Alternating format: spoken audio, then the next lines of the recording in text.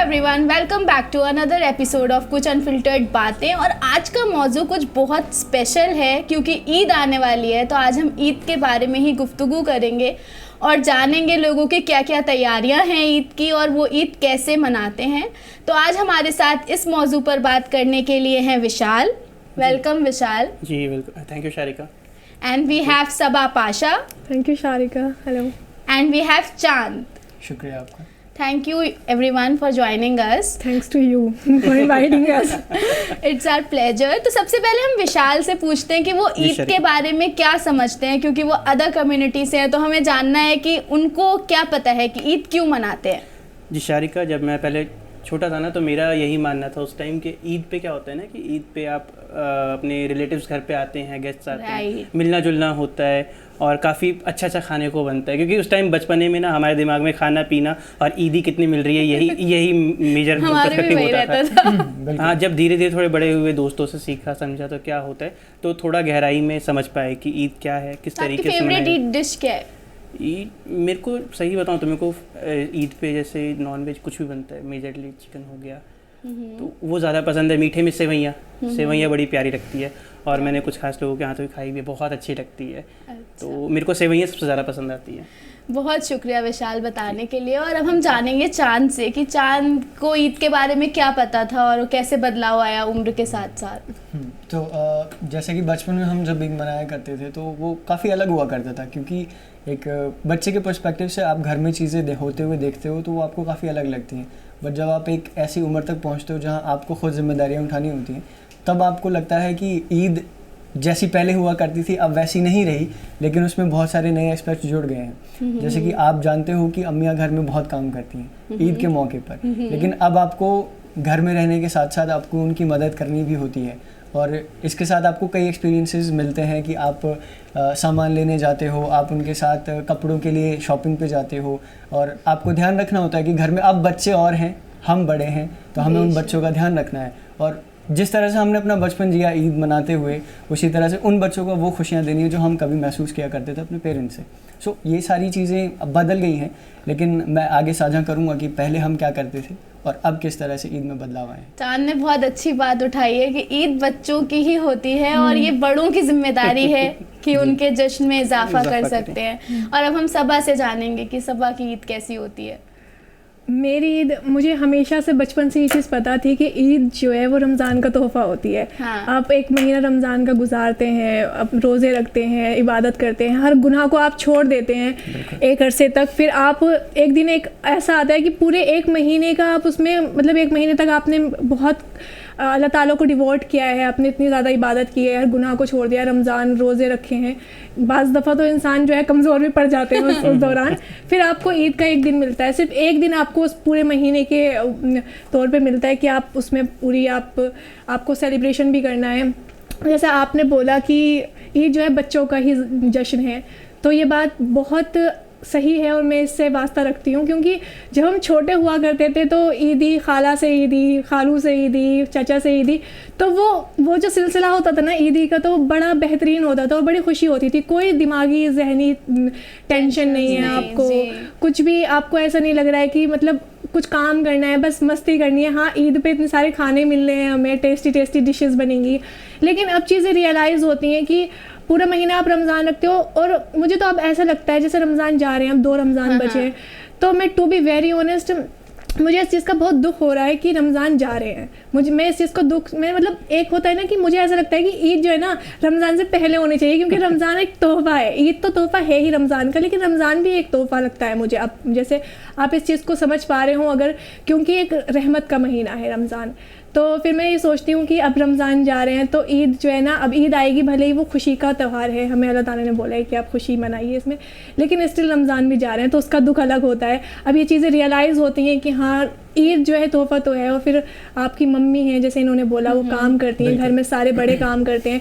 बाज़ दफ़ा बड़ों के पास, किसी मिडिल क्लास फैमिली में नहीं होता है कि भाई आप जो है अपने कपड़े बना पाएँ, लेकिन छोटे बच्चों को उन्हें बना के देने पड़ते हैं, ईदी भी बच्चे नहीं समझ पाते, उनकी सारी ख्वाहिशें पूरी करनी पड़ती हैं। तो जैसे कि अभी आप लोगों ने कहा कि ईद तोहफ़ा है, लेकिन जो ईद मैंने देखी है, मे बी मैं गलत हूँ, तो ईद तोहफ़ा सबके लिए है, irrespective of gender, caste, religion, Eid सबकी होती है। ठीक है, जैसे दिवाली सबकी होती है, ऐसे ही क्रिसमस सबका होता है, ईद भी सबकी होती है, मनानी भी चाहिए, खुशी का मनानी माहौल सबको चाहिए। लेकिन जो हम कल्चर वाइज देखते हैं, बेसिकली इन एशियन कंट्रीज हम देखते हैं कि जो ख्वातीन होती हैं वो किचन में ख्वार होती हैं वही, और जो मर्द होते हैं वो चिल आउट कर रहे होते हैं एकदम, बस ड्राइंग रूम में लोग आते जाते हैं और खाते जाते हैं, चले जाते हैं, और जो ख्वातीन हैं वो जो पहले का बर्तन होते हैं उनको समेटती हैं, धोती हैं और दूसरी शिफ्ट का इंतजाम करती हैं। तो इस सब पर आपका क्या ओपिनियन है? जैसे हमारे साथ 2 मर्द मौजूद हैं, तो वो क्या बदलाव लाएंगे इस चीज़ में जब उनके अहलिया उनकी ज़िंदगी में आएंगी? तो ये बहनों के लिए, बहनों के लिए भी।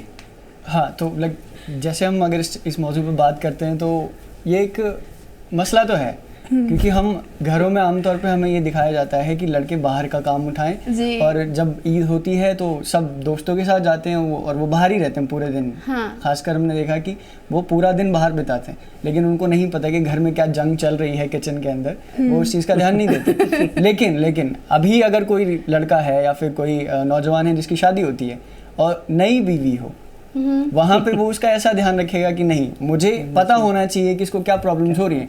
बट एक ईद गई, दूसरी गई, तीसरी, सब कुछ बराबर हो जाता है, वो डाइल्यूट हो जाता है, लिटरली डाइल्यूट हो जाता है। और आप देखते हो कि माँ और बहन जो होती हैं घरों में, वो उनकी मोहब्बत हमारे दिल में फितरी तौर पे होती है कि चलो ये काम ही करेंगी और क्या ही चाहिए इनको, हमने इनको जोड़े दिला दिए और बाकी चीज़ों के डन हो गया। बट नहीं, ऐसा कुछ नहीं होना चाहिए। हमारे एतबार से अगर हम देखें तो उन्होंने भी इस महीने भर रोज़े रखे और जितनी खिदमत उन्होंने हमारी की है, हमारा हक बनता है कि हम उनकी खिदमत करें। लेकिन वो हम अदा तो नहीं कर सकते, बट कोशिश जारी हो सकती है उस चीज़ की। लेकिन हम इस चीज़ को भूल जाते हैं, हम बस अपनी खुशियों में लग जाते हैं कि चलो ठीक है, बाहर घूमो, मौज करो, एंड देन वापस आ जाओ। और शाम के वक्त देखते हो तो सेम वही चीज़ें। हमारे लिए कभी किचन घर का हिस्सा नहीं होता, या फिर जहाँ पे ख्वातीन काम करती हैं वो हमारे लिए नहीं है एक तरह का हिस्सा, क्योंकि हम कभी ध्यान नहीं देते, वो हमारी नज़रों से भी नहीं गुजरता। इस पे मैं ये भी ऐड ऑन करूँगी कि अब वक्त बदल रहा है, ना सिर्फ ख्वातीन को ये उम्मीद लगानी चाहिए कि मर्द किचन में मदद करें, इनफैक्ट ख्वातीन को ये भी जिम्मेदारी लेनी चाहिए कि अगर वो फाइनेंशियली इंडिपेंडेंट हैं तो वो अपने हस्बैंड से, अपने भाइयों से उम्मीद ना रखें कि वही हमें ईदी दें, वो भी जोड़े लाने की जिम्मेदारी रख सकती हैं। घर में अगर बेडशीट आनी है तो घर सबका है, वो उस तरह से कंट्रीब्यूट कर सकते हैं। कि मेरा मतलब ये है कि फैमिली बोथ साइड कंट्रीब्यूशन से चलती है। तो अगर ख्वातीन अपने मनी पे होल्ड रखेंगी तो फिर आदमी अपने फिजिकल स्ट्रेंथ से हेल्प नहीं करेगा। तो आप लोग भी शायद इस बात से इत्तेफाक रखते हैं। बिल्कुल रखते हैं जी। तो चलिए विशाल, आप बताइए, हाँ, क्या दिवाली पर भी ऐसा ही आपने देखा है कि सब लोग हेल्प नहीं करते उस तरह से? नहीं, ऐसा नहीं है। दिवाली पे भी हम एक दूसरे की हेल्प करते हैं। जैसे मम्मियाँ अब घर पे खाना वाना बनाती है तो हम डेकोरेशंस वगैरह सारे देखते हैं कि डेकोरेशन होनी चाहिए, ठीक है, और डेकोरेशन का जिम्मा हमारे सर पे आता है, जो कि लाजमी है, ठीक है। उसके अलावा मार्केटिंग का जो काम रहता है कि मार्केट से सामान लाना, शॉपिंग करना, ये करना, बच्चों को क्या दिलाना है क्या नहीं दिलाना, उसका थोड़ा देखना होता है। तो ये हम करते हैं। और जैसे आपने भी बात कही कि क्या मतलब रमज़ान में या ईद में भी इस तरीके से होना चाहिए कि लड़कों को, मर्दों को भी हाथ बटाना चाहिए और ख़वातीनों को भी अपने हाथ खोलने चाहिए अगर वो इंडिपेंडेंट हैं तो इसका मैंने एक्सपीरियंस किया है। मेरी भी एक दोस्त हुआ करती हैं, ठीक है, तो अच्छा मतलब she is working and earning good, so वो अपनी पूरी फैमिली का पूरा ख्याल रखती हैं। ईद के दौरान जब वो घर जाती हैं, यहाँ पर वो अकेले रहती हैं, तो सबका पूरा ख्याल रखते हैं, सबके लिए शॉपिंग करना, ये करना, वो करना, तो वो चीज़ें करती हैं।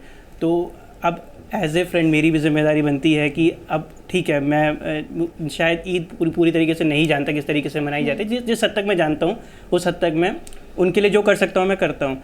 जैसे कि इफ्तार में उनके साथ जाके बैठना, उनके परिवार के साथ बैठ के इफ्तार करना और अपनी तरफ से कंट्रीब्यूट करने जितना मैं कर सकता हूँ। तो वहाँ पे वो अपनी परिवार के लिए हाथ खोलती हैं, तो यहाँ पे हम भी कोशिश करते हैं कि इफ्तार में जितने हमसे मदद करें। मैं बहुत छोटे शहर से हूँ और वहाँ पर कोई भी त्यौहार ऐसा नहीं होता था जैसे मैंने दिल्ली में महसूस किया कि लोग बहुत ही रिजर्व्ड रहते हैं और मतलब नहीं रखते हैं दूसरों से।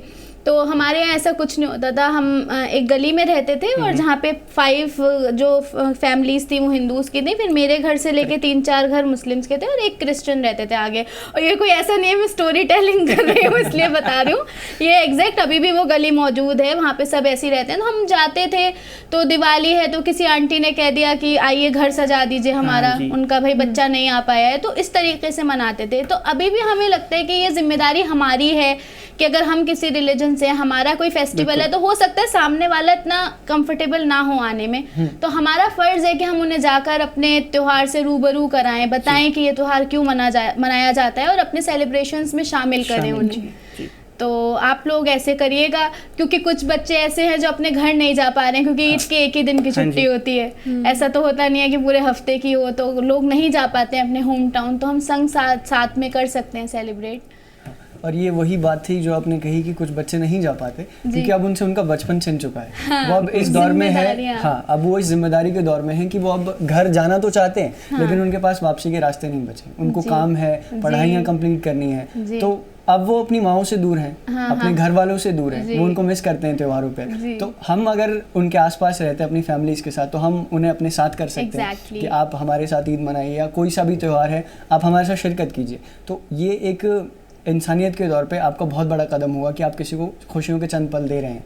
अब आप ये सोचिए ना, चांद आपका घर है, ठीक है, जब तक आप मुझे आगे से आके नहीं बुलाएंगे मेरी हिम्मत नहीं होगी कि मैं कहूँ चांद आप मुझे बुला लीजिए। जैसे इंडिया हमारा एक ऐसा देश है, ऐसी कंट्री है कि अलग अलग रिलीजन रहते हैं यहाँ पे, तो हम लोग अगर मिलजुल के सेलिब्रेट करेंगे ना तो बहुत रंग, अलग अलग तरह के रंग, रेनबो होता है ना, रेनबो 7 रंगों का, तो वो बहुत ब्यूटीफुल एक बनकर आएगा कॉन्सेप्ट। और दूसरी बात आपने जैसे पूछा था कि जैसे माएँ जो है ना काम करती हैं, बच्चे काम, उनके जो बच्चे होते हैं, बेटे होते हैं, वो उनकी हेल्प नहीं करते, उनके शौहर या उनके भाई वगैरह लड़कियों के, तो ये ना बुनियादी एक बहुत बुनियादी चीज़ है। जैसे माएँ जब काम करती हैं तो वो अपनी बेटियों को तकाजा करती हैं कि बेटा ये किचन का काम है, आपको करना है, आप कीजिए। तो वो कभी ये नहीं कहती कि बेटा चाहे भले ही फ़ोन चला रहा है, रील्स स्क्रॉल कर रहा है, वो नहीं बोलेंगी कि बेटा किचन में जो है ना प्याज काटनी है तुम काट दो। तो ये बुनियादी चीज़ें हैं। वही बेटा शौहर बनेगा कभी जाकर, वो बाप बनेगा, तो वो उस चीज़ को जानेगा ही नहीं। कैरी फॉरवर्ड हम ही करते हैं। देखिए बात ये है ना कि मुझे जब पता ही नहीं है कि मुझे ये काम करना है, इस काम में कितने एफर्ट्स लग रहे हैं सामने वाले बंदे के, ये मुझे ये काम करना चाहिए, जब मुझे इस चीज़ का अंदाज़ा ही नहीं है कि सपोज़ कीजिए मेरी जिम्मेदारी मुझे पता ही नहीं है, तो मैं क्यों उसमें अपना हाथ डालूंगी? मुझे पता ही नहीं है ना, मेरे जहन में है ही नहीं वो चीज़। तो इसलिए माँ को बताना चाहिए कि बेटा ये जो चीज़ है ना, ये आप भी कर सकते हैं, ऐसा नहीं है कि आपकी बहन मैं इस मामले में बहुत खुशनसीब थी कि मेरे अब्बा तरबूज काटते थे तो मेरा भाई फ्रूट चाट बनाता था। वो तो मेरे घर में भी होता है, उसमें तो कोई लेकिन किचन के बहुत सारे मसले जो होते हैं वो बच्चों के, लड़कों को तो नहीं करने पड़ते। माँ नहीं बोलती कि बेटा तुम जो है प्याज काट लो या तुम मेरे किचन में ये हेल्प कर दो, बर्तन धो दो। नहीं मिलेगा आपको कोई लड़का की बर्तन धो रहा है, बहुत रेयरली मिलते हैं कि जो अब बर्तन नहीं। आप यही चीज़ सबा आप देखो, जब सऊदी मेरे जो कजन्स रह रहे हैं या बाहर जा रहे हैं, नहीं तो वही इंडियंस तो जा रहे हैं, लेकिन माहौल को देखते हुए वो बदल रहे हैं अपने आप को। यहाँ हम उम्मीद नहीं रखते एक्चुअली, माहौल ही नहीं है ना, वही मैंने बोला ना, बुनियाद ही खराब है। माहौल हमें खुद बनाना पड़ेगा और अपने आप को सुधारना पड़ेगा हमें। क्योंकि अगर मेरा ही भाई कुछ कर लेता है, मैं उस चीज को इतना ग्लोरीफाई करती हूँ कि आज भैया ने ये करा है, तो भैया को भी लगता है आज मैंने कुछ करा है। और वही मैं अगर कुछ कोरमा बना दूं, बिरयानी बना दूं, तो मेरी आम बात है, घर की मुर्गी दाल। अगर हम नहीं करते हैं, मेरा बचपन से ये रहा है कि मैं एक, मतलब मैं कहना गलत नहीं समझूंगी कि शहजादियों की तरह मेरी मम्मी ने रखा है, मैं कुछ काम नहीं करती। तो मेरे ऊपर ना ये चीज़ बड़े, मेरी खालाएं भी और कभी मम्मी को आगे बोल देती है कि आप काम नहीं कराती, आप खुद करती रहती है। ये चीज़ भी गलत है, खैर कराना चाहिए बच्चों से लेकिन वो मेरी मम्मी की ना आदत ही नहीं है, वो उनकी हमेशा से। तो खालाएं बोलती हैं कि लड़कियाँ हैं, कब कराओगी। और मुझे ऐसा लगता है कि अगर मैं लड़का होती तो ये तंज उनके ऊपर नहीं आता। तो मैं इस चीज़ को बहुत बुनियादी फ़र्क ही समझती हूँ कि भाई पहले अपने आप को आप ठीक कीजिए, अपने घर में आप ये फ़र्क को ख़त्म कीजिए कि नहीं बेटा है तो इस तरीके से देखेंगे ना, पढ़ाई के मामले में भी और काम के मामले में भी इक्वल रखिए, इक्वल। क्योंकि अगर हम इस तरीके से देखेंगे, कुकिंग एक लाइफ स्किल है जो सबको आनी चाहिए, एजुकेशन एक लाइफ स्किल है, तो चीज़ों में खुद ही डिस्क्रिमिनेशन खत्म हो जाएगा। इसमें जेंडर को नहीं डिवाइड करना चाहिए ना, आर्टिस्ट के जेंडर को डिवाइड कर रहे हैं, खाने के जेंडर को डिवाइड कर रहे हैं, हर चीज़ में। और अगर हम देखें तो जो खानसामा होते हैं उनके हाथ का खाना कोई नहीं छोड़ता, बट वो घर में हम वो चीज़ किसी को नहीं सिखाते। क्योंकि आप कभी देखते हो कि जब मर्द खाना बनाते हैं तो वो बेहतरीन होता है, वो भी बेहतरीन होता है क्योंकि उन्होंने सीखा है। That is just a skill. चांद ऐसा इसलिए बोले वो खुद बनाते हैं खाना। अच्छी बात। ये मेरे घर में ही किया गया है कि मुझे जबरदस्ती की आओ प्याज काटो, आओ बैठो, ये आपके साथ बहुत अच्छी तरबियत है। आई अप्रिशिएट योर मदर, अगर उन्होंने ऐसा रिलेट किया है। मेरी अम्मी शुरू से ये चीज़ करती हैं कि वो जब भी कोई काम करती हैं तो उसमें थोड़ा हाथ बोलती हैं बटाओ, और कभी कभी तो ये कहती है खुद बनाओ, जैसा बनेगा हम खा लेंगे। जी। आप एक बात सोचिए, हम लड़कियों से कहते हैं कि तुम्हें किसी और के घर जाना है तो तुम्हें ऐसा होना चाहिए, कभी हम ये सोचते हैं कि हमारे बेटे को भी किसी और की बेटी लेके आना है, जो कि एक बहुत बड़ी जिम्मेदारी है, बहुत ज्यादा बड़ी जिम्मेदारी लगती है। तो उसके लिए कोई प्रिपरेशन, कोई ट्रेनिंग नहीं कराई जाती है। और फिर यही रीजन है कि आजकल के रिश्ते, क्योंकि लड़कियां जैसे सबा अभी सीख रही हैं फेमिनिज्म और ये सब बातें, तो अब जब ये किसी के घर जाएंगे वो रियलिटी एकदम अगर मुनफरिद होगी तो बिल्कुल मुनफरिद रियलिटी होगी, तो वहाँ क्लैशेस होंगे, तो सीखने की जरूरत सबको है। और आप क्या सिर्फ वर्बल नोडिंग करने आए हैं विशाल? आप अपना साझा करें, कुछ बताएं हमें। अच्छा, मैं जैसे होता क्या है ना कि अभी रोजे जैसे मेरे दोस्त रखते थे तो मैंने भी रखना शुरू किया उनके साथ साथ। ठीक है, अब मेरे को जैसे अभी बोले कि तंज कसे जाते हैं, तो मेरे को भी कुछ लोग बोल देते हैं तंज कसते हैं। हाँ, कि भाई तुम क्यों रख रहे हो, ऐसा क्या चक्कर है जो तुम रोजे रख रहे हो।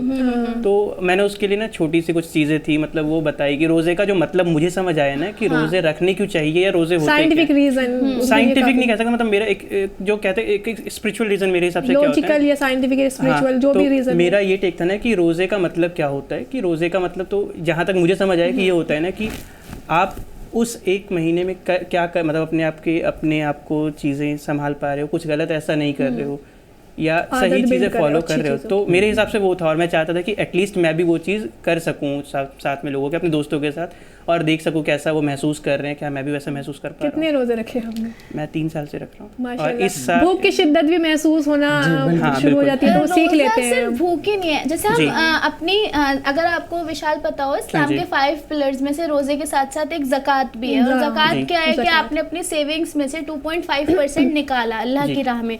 तो उसका मकसद सिर्फ ये नहीं है कि आपने अपनी सेविंग्स में से निकाला, उसका मकसद ये है कि साल में एक बार तो आपने मदद करी, आपने पॉज लिया कि हाँ भाई गरीब भी है। वरना हम इस कदर भाग रहे होते हैं अपनी जिंदगी में कि अगर रमजान ना आए तो बाखुदा हम इंसान को इंसान ना समझे, भूल जाएंगे, हम चीजों को भूलने लगेंगे, रमजान में ठहर जाते हैं। इतना अफसोस की बात है कि वो 2.5% भी शायद 50% आबादी नहीं निकालती है ज़कात। और कुछ लोग सदका कर देंगे कि हम इतना तो दे रहे हैं, लेकिन ज़कात का ये है कि वो एग्जैक्ट होनी चाहिए।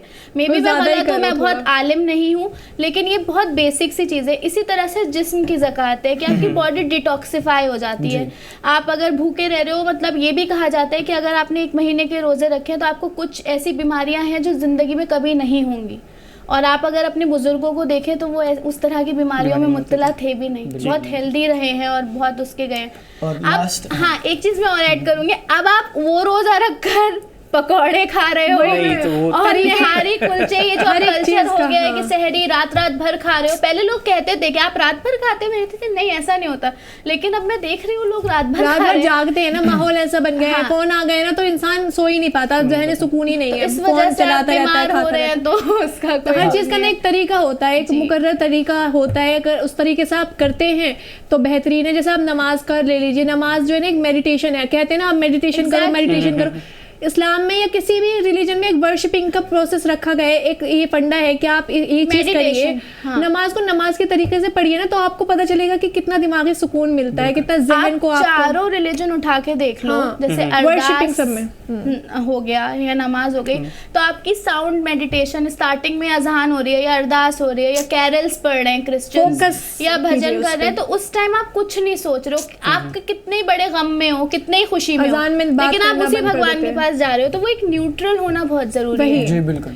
और रमज़ानों में जो अभी आपने एक बात कही कि लोग अपनी सेहत का ध्यान नहीं रखते, ये रमज़ानों में जो साइंटिफिकली रिसर्चेज हुई हैं उसमें रोज़ों के मुतालिक ये कहा गया है कि अगर आप फास्टिंग करते हो, like you are doing a fasting of 12 hours और मोर देन इट, तो आपकी बॉडीज में जो डेड सेल्स होते हैं वो आपकी बॉडी कंज्यूम करना शुरू करती है, जिससे आपकी जो बीमारियां ग्रो हो सकती थी वो नहीं होती, पॉसिबिलिटीज बहुत ख़त्म हो जाती हैं। And it is scientifically proven कि आप इससे देखते हो कि आपकी बॉडी में ग्रोथ हार्मोन्स बढ़ते हैं, because when you are like in a hunger state, तो आपकी बॉडी कुछ हार्मोन्स रिलीज करती है जो कि आपके ग्रोथ हार्मोन्स को रीजॉइस करते हैं, उनको वापस से जिंदा करते हैं, जिससे कि आप रोज़ों के बाद अपने अंदर जो कैफियत देखते हो ना, जो चेंजेस देखते हो, वो रिफ्रेशमेंट आपको अलग मिलती है। लेकिन लोगों का क्या है, इफ्तारी हुई नहीं कि वो हर वो चीज़ खाते हैं जो उनकी बॉडी को नुकसान, पूरा दिन सोते रहते हैं। हाँ। मतलब कोई तरीका नहीं है। लोगों को मना किया जाता है कि आप कोई भी ऐसी ड्रिंक्स या फिर चीज़ें ना खाएं जो कि केमिकली प्रोसेस्ड हों, लेकिन लोग दिन भर भूखे रहने के बाद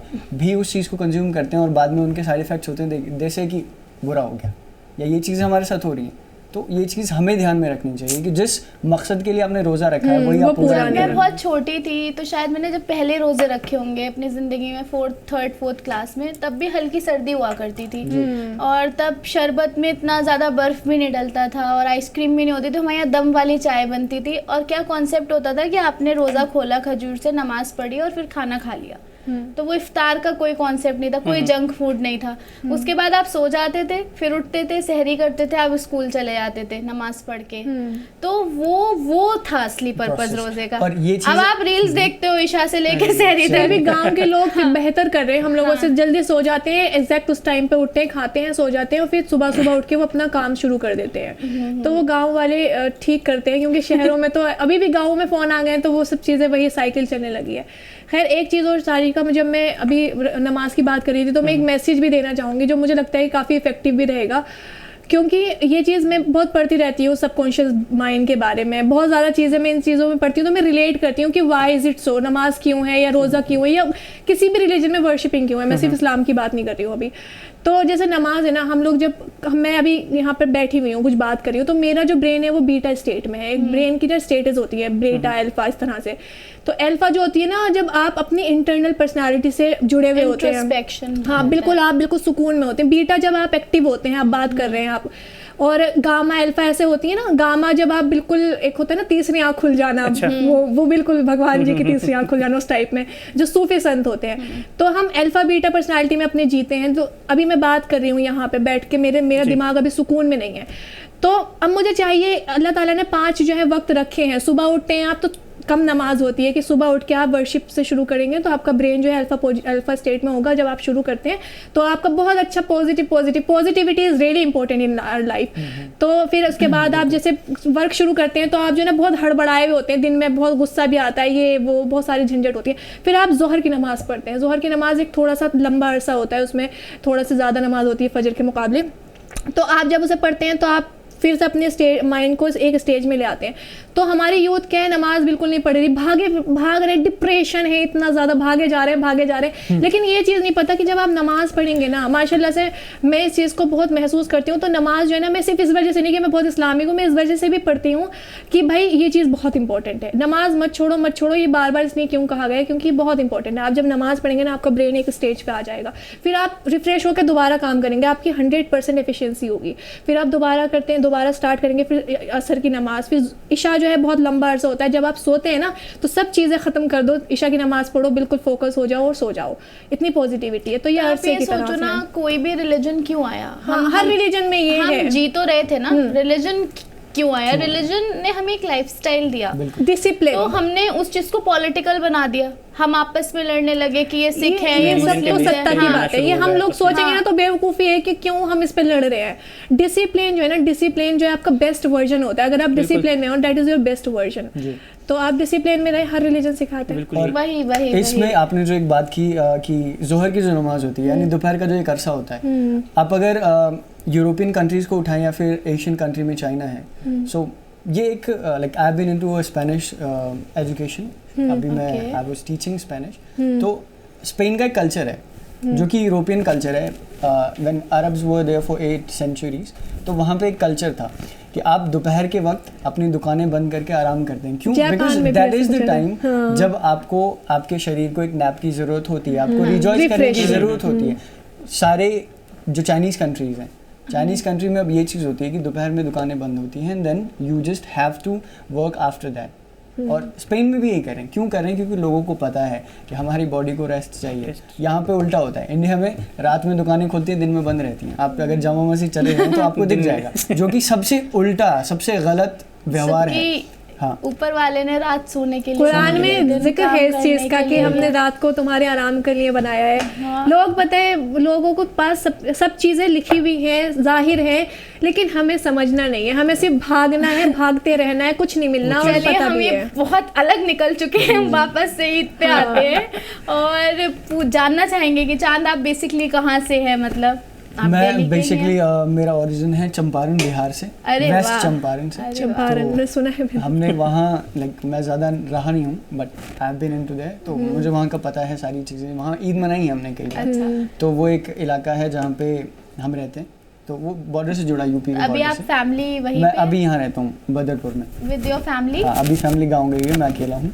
तो ईद पर क्या प्लान है? ईद पे मैं वही चीज़ जो मैंने कही कि अगर आपके पास फैमिली नहीं है तो आप किसी की फैमिली अडॉप्ट कर लो। तो आप आइए, आप हमारे साथ जी मनाइएगा, बिल्कुल, हम ये लोग कर यहीं सकते पे हैं हैं। Of course. और सब आप तो शायद दिल्ली बेस्ड ही हैं? नहीं, मैं मुरादाबाद से हूँ। अरे वाह, आप मेरे मैं- करीब से हैं। हाँ, बिल्कुल पड़ोसी हैं हम लोग। हाँ। मैं मुरादाबाद से हूँ, वहाँ पे यही कल्चर है जो दिल्ली में है, ज़्यादा कुछ फ़र्क नहीं है, ऐसे ही लोग हाँ, हैं, वही बात मुरादाबाद, है। दिल्ली, बरेली सब सेम। इनफैक्ट दिल्ली में मुझे ऐसा लगता है, जब मैं पिछली बार एक बार रुक गई थी तो जब हम बाहर निकले तो हर लड़का कुर्ते पजामा और लड़कियां पाकिस्तानी जो सलवार सूट होते हैं उसमें, तो एक ऐसा माहौल लग रहा था अलग दुनिया में आ गए। सारे के सारे सेम कुर्ते में, और वो अपने ऐसा उधर नहीं होता बाहर। मुरादाबाद साइड में इतना ज़्यादा मुझे लगता नहीं कि मेरे जहाँ जिस एरिया से मैं हूँ वहाँ पे लोगों का ज़्यादा आना जाना है, क्योंकि लड़कियाँ जो हैं घर में रहती हैं, मतलब बहुत रेयरली आप किसी खानदान में चाचा ताऊ के घर चले गए तो आप चले गए, लेकिन इतना घूमना घामना नहीं। दिल्ली में थोड़ा लिबर्टी है। हाँ, इंशाल्लाह कल हम लोग निकलेंगे रात के टाइम 2-3 बजे। ये भी एक अलग खुशी होती है। हाँ, ये चीज़ जाने होती की। है। सब मिलते हैं, खुशी तो है। एंड विशाल, आप कहाँ से हैं? मेरा नेटिव प्लेस पटना है,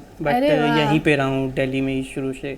और एक्चुअली मेरे घर के ना एक मस्जिद आगे की तरफ है और एक बैक साइड पे है। अरे ठीक वाह। है, तो वो जो रमज़ान का पूरा महीना है तब से लेके जब तक ईद नहीं आती है तो अलग ही चहल पहल रहती है वहाँ पे, अलग ही रौनक रहती है। लोग सुबह शाम आराम से घूमते फिरते रहते हैं और उनसे मुलाकात भी होती है, उनसे मिलना जुलना, और कई बार इनवाइट भी करते हैं कि भाई ईद पे आना हमारे घर पे। रौनक होती है वो, हाँ। ना। नहीं तो मैं आप सबको ऑन रोल इनवाइट कर रही हूँ। मैं इस बार यहीं सेलिब्रेट करूंगी ईद, तो यू कैन जॉइन अस। बिल्कुल। तो बेसिकली आप बताइए, मैं आपसे जानना चाहती हूँ, जैसे हमारे यहाँ किमामी सिवई बनती है, यहाँ पे शीर बनती है, तो बिहार में कुछ डिफरेंट रहता है? बिहार में लाइक लिटरली इफ आई से कि मेरी मम्मी ने जो यहाँ पे इवोल्यूट किया है अपने आप को, वो बहुत अच्छा किया है, क्योंकि बिहार में जो है वो नॉर्मल सेवइयाँ बनती है। अच्छा। लेकिन यहाँ की मम्मी ने हर एक तरह की डिश सीखी है लोगों से, फिर इंग्रेडिएंट्स मुझसे मंगाती हैं वो कि आप यहाँ चले जाओ, यहाँ से ये ले आओ और ये चीज़ें लेके आओ ताकि मैं उसको बना सकूँ। तो उन्होंने किमामी सेवई या फिर शीर, जो भी ये जितनी चीज़ें थी सारी चीज़ें सीखी हैं और हमें बना के खिलाती हैं वो। बिकॉज एक स्टेज था शुरू का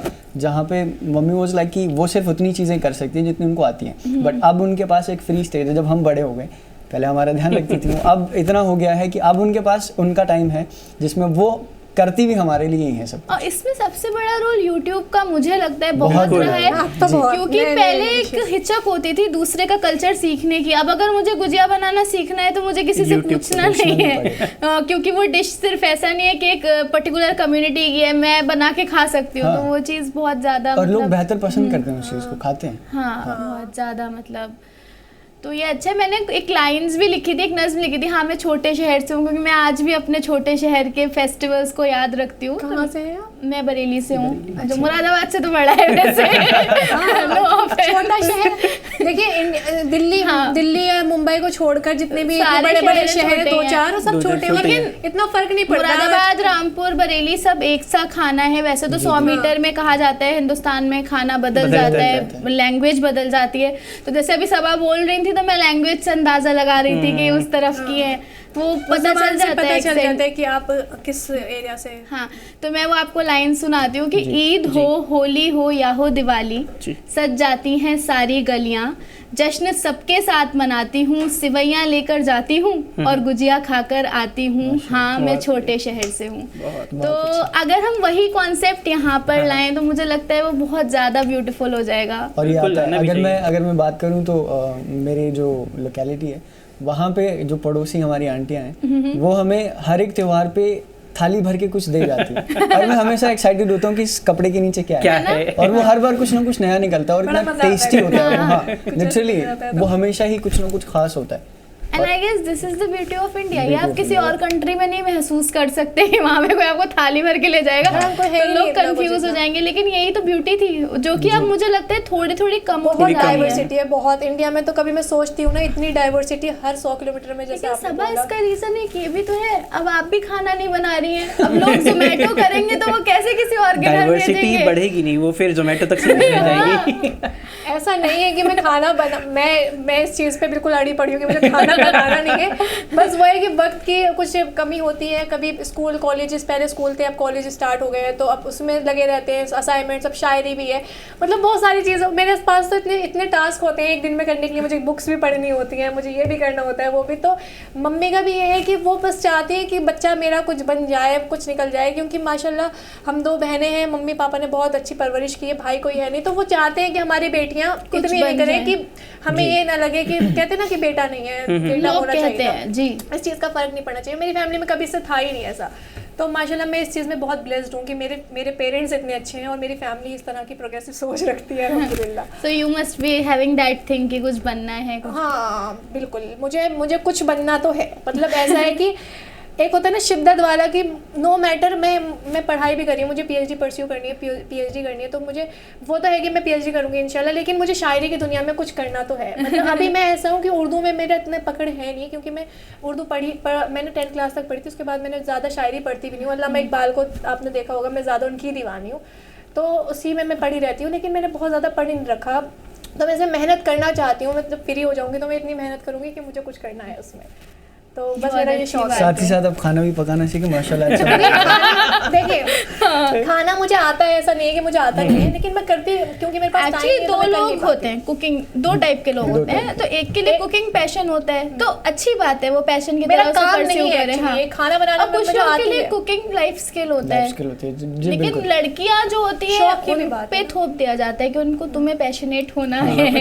कुछ शौक की लड़के इस मजबूरी के तहत खाना बनाना सीखते हैं जब वो अकेले रहते हैं। अब वो बाहर का खाना खा नहीं सकते और घर में बनाना सीखते हैं। चांद सिर्फ आप बीती सुना रहे हैं पूरे इंटरव्यू में उन्होंने आप बीती सुनाई है। जैसे ईद लास्ट ईयर मैंने बनाई थी, शीर बनाई थी और बहुत टेस्टी शीर बनाई थी माशाल्लाह। मैं यहाँ दिल्ली में रुकी थी लास्ट ईयर, मम्मी पापा चले गए थे किसी मसले के वजह से, तो मैंने बहुत टेस्टी शीर बनाई थी। मैं बनाती हूँ, अच्छा बनाती हूँ, बस ये है कि मेरे पास वक्त नहीं है और मेरा शौक भी इतना नहीं है, तो मैं नहीं ज़्यादा उस चीज़ में। और आप एक बात नोटिस करिएगा कि जब आप खुद कुछ बनाते हैं आपको वाकई बहुत अच्छा लगता है, और फिर उसके बाद अगर आपको कुछ और बना के देता है ना कोई, उसकी आपको कदर हो जाती है, because you know the amount of effort. मैं एक चीज़ से आगाह कर दूं, आप कुछ भी बना लें लेकिन कभी भी घर वालों के लिए चाय ना बनाएं, और अच्छी तो बिल्कुल बन जाती है, वो आपको नहीं छोड़ने वाले। चलिए दोस्तों, आप सबसे मिलके बहुत अच्छा लगा, आपने अपना एक्सपीरियंस शेयर किया ईद का। और इस बार ईद अलग है, पोस्ट कोविड तो ईद बहुत ज़्यादा अलग हो गई है। काफ़ी सारे लोगों ने अपने बिजनेसेस में लॉस देखे हैं, लव्ड वंस को खोया है, तो हम उन सब के लिए प्रे करेंगे कि वो सब अच्छे से कोप अप कर पाएँ अपने ग्रीफ से और आगे बढ़ पाएँ। और दूसरा मैसेज हमारे दोस्तों ने आपको दिया है कि आप अपने ख्वातीन को घर में मदद करें और अकेले उन्हें खाना ना बनाने दें, और दूसरों को इनवाइट करें। कम्युनिटी फेस्टिवल बनाएं इस ईद को, ना कि सिर्फ अपनी महदूद रखते हैं अपनी न्यूक्लियर फैमिली तक। और अगर आप फैमिली से दूर हैं तो अपने दोस्त और अपने अहबाब के साथ मिलकर खुशी से ईद मनाएं। ईद मुबारक टू एवरीवन। ईद मुबारक आप सबको।